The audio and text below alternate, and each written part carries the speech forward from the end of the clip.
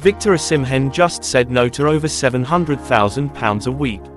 Let that sink in. That's not just life-changing money, that's generation-changing money. The kind of salary that makes you rich in your sleep.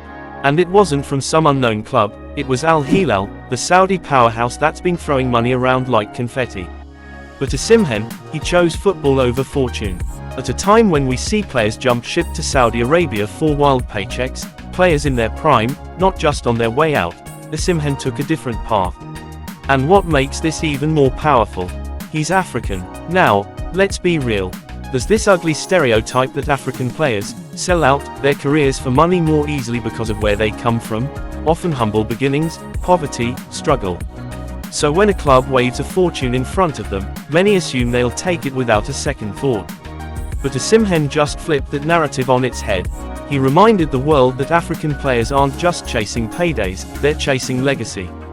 This is a guy who grew up selling sachet water on the streets of Lagos. He knows what it means to struggle.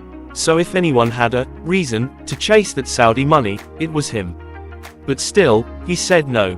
Because he wants more. He wants to play in the Champions League. He wants to fight for Ballon d'Or nominations, not just fatten his bank account. But here's the twist. He might actually regret it. Because right now, the football transfer landscape is shifting.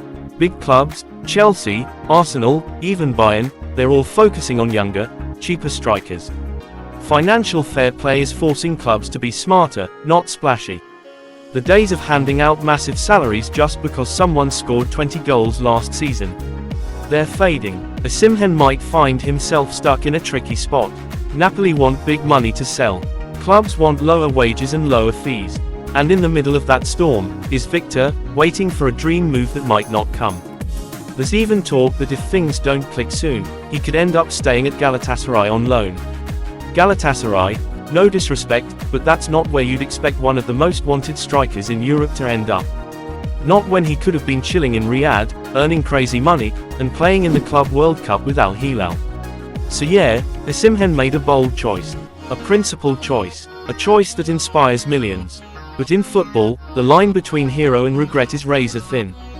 He could be remembered as the man who stood for his dream, or the man who gambled and lost it all. Time will tell.